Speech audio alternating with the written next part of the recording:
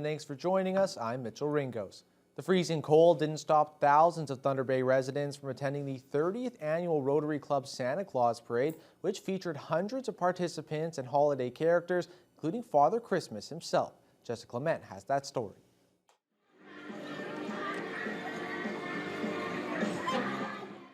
It's become a holiday tradition in Thunder Bay, and despite the freezing winds and blowing snow, Memorial Avenue was full of families wanting to get a glimpse of the floats at this year's Santa Claus Parade. This year had no specific theme, resulting in 59 unique and colorful floats that made their way down the road. Participants and attendees were bundled up head to toe to protect themselves from the cold weather. And organizer Don Sebestos says the support shows just how much people have missed it. It signifies the start of the Christmas season, and I think people really missed it. So we are really happy to be able to provide it this year, and we'll definitely do it again next year. I mean, we were not sure about how many would participate with the floats, so we were a little bit nervous at first, but the businesses of Thunder Bay, we thank you. They came through and they put in, we had lots of floats, and our sponsorship was amazing. There was a little something for everyone as attendees got the chance to see a number of their favorite characters featured in the parade, including the Grinch, Olaf, and the Flintstones. The event was attended by children of all ages who all enjoyed different parts of the parade. My favorite part of the Santa Parade was all the pretty lights. I like the big blow-ups with like the big doggy balloon blow-ups. That was fun. My favorite part was going on the float. My favorite part was going on the float too.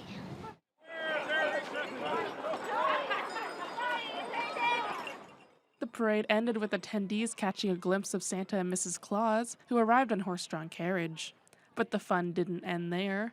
Children had a chance to meet the couple at the auditorium and tell them what they wanted for Christmas. Sebestos says she wants to thank Thunder Bay for the success of this year's parade. Thunder Bay, in every way, from sponsorship to float participation to the media that came and covered it, everything. We thank Thunder Bay for making it a wonderful year for the Rotary Santa Claus Parade, sponsored by Gore Motors. Sebestos adds that residents can expect another parade next year. Jessica Clement, TBT News. The Prime Minister has arrived in North Africa for the final stop of a 10-day summit circuit. He's in Tunisia, where French-speaking nations have gathered to take stock on the pressing issues facing them, including the chaos in Haiti and soaring food prices. CTV's Annie Bergeron-Oliver has more on the summit and the human rights concerns looming over it. After 2 years of summits canceled due to COVID, the leaders of the 88-member Francophonie gathered in Tunisia to talk about pressing global tensions and the desire to expand the French language. We're going to talk about geopolitical issues like Russia and Ukraine and other places. Justin Trudeau today meeting with the leaders of Armenia and Switzerland. But his first bilateral of the day wasn't with a foreign leader, but with another Canadian, Quebec Premier François Legault. Among the issues discussed, the decline in French in Montreal and health transfers. I think we meet with many people, and we met with Prime Minister Legault back in 2018. It's a bit of a custom. Quebec and Ottawa both had concerns about this summit over human rights issues with Tunisia's president, and were initially contemplating a boycott or pushing for a postponement. À tous, la bienvenue. Tunisia's president, who opened the summit today, suspended parliament last year and has been criticized by human rights groups for concentrating power and attacking key institutions. We believe in democracy. It is part of our values. It is at the core of our foreign policy. So, of course, while keeping the bilateral relationship with Tunisia, we are making sure that we raise our concerns. Weeks of anti-government protests have beefed up security here. And just yesterday, as leaders were arriving, a clash between police and protesters, angry over the government's handling of migrant deaths, broke out near the summit. Today, Canada sanctioned 3 Haitian politicians that the government has accused of providing illicit financial and operational support to armed gangs. Tomorrow, Haiti will also be a focus at La Francophonie Summit when leaders gather for a roundtable discussion on the crisis. Annie Bergeron-Oliver, CTV News, Djerba, Tunisia. A national homelessness forum was held this week at the Oliver Road Community Centre to help get a clear picture on the number of homeless people across Canada and be able to offer them more targeted services. Cheryl Forchuk is a scientist from London, Ontario, who has been working on a research team with federal agencies to generate more accurate numbers on homelessness nationwide. They gathered data from 28 locations across Canada, and Forchuk shared it with members of organizations who service the homeless in Thunder Bay. Then they discussed their ideas and concerns regarding Forchuk's research. The data that Cheryl shared today is reflective of that really we are undercounting and we are underestimating the number of individuals experiencing homelessness in communities across Canada. Having research like this available to communities really helps to demonstrate the increased need that communities across Canada are experiencing. We're trying to help out by come back, let people know what we've learned so far, giving them some information on some of the data that may help make sure that we have good strategies and understand who the homeless population is, and also some of the changes that have occurred over COVID. Forchuk estimates that around 235,000 Canadians were homeless in 2022.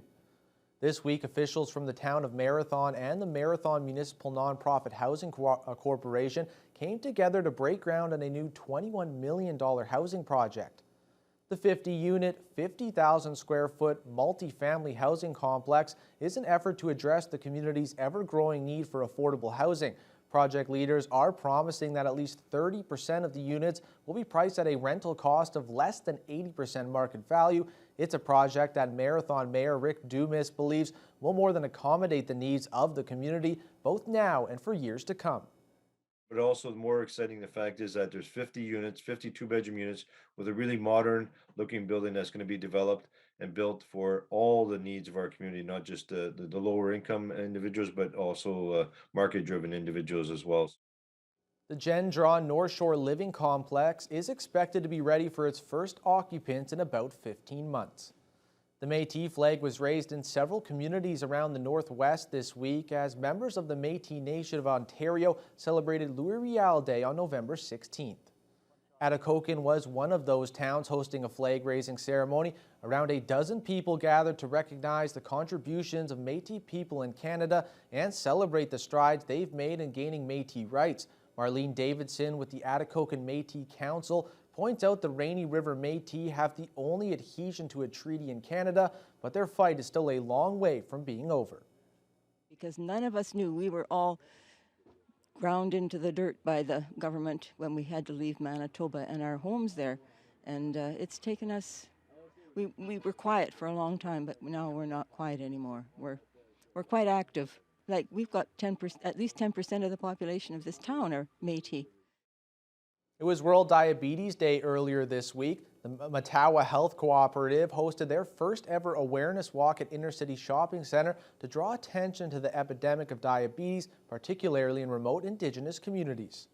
Around 100 people gathered in the mall's food court where they listened to community members who have dealt with diabetes before taking part in a walk around the mall. They also had the chance to learn from Mattawa health educators who provided lifestyle advice for managing the disease and spoke about why it's such an issue for Indigenous populations.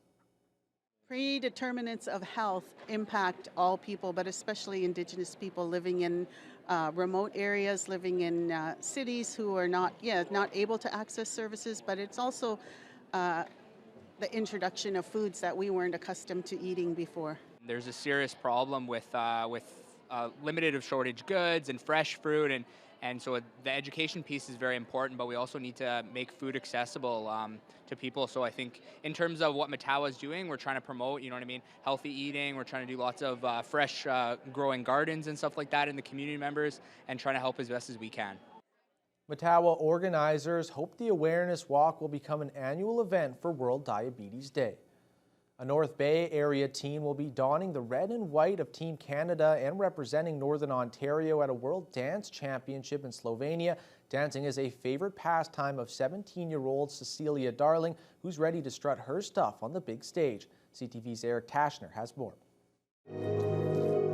Dancing is a favorite pastime for Cecilia Darling. Just 17 years old, she's been at it for over a decade and is now ready to test her skills on the international stage. I've always loved dance. I love the performing, I love the competing. Dance has given me so much, from discipline, friendships, teamwork. I just couldn't imagine my life without dance. Darling is rehearsing the dances she will be performing at the upcoming World Championships in Slovenia at the end of the month. Back in June, she auditioned for Team Canada and found out in September she made it and will be going to the international event. I was in utter disbelief. I kind of auditioned just for the fun of it, and because auditions are always great experiences. But when I received the email, I was so shocked that I was going to have this opportunity. Rehearsals and training with the national team began right after she made the cut. My dance teachers have been a huge help in preparing not only my technique, but my mindset to compete at such a high-level competition. This competition is often described as the Olympics of dance. Over 100 Canadian dancers, choreographers, family members, and supporters will be making the trip to Slovenia. The event runs from November 28th to December 4th. Darling will compete in 6 categories, 4 group dances and 2 solo. She will be making the trip with her parents, who cannot be more happy for her. We're excited about the adventure we're about to go on, and she's so dedicated with her dance.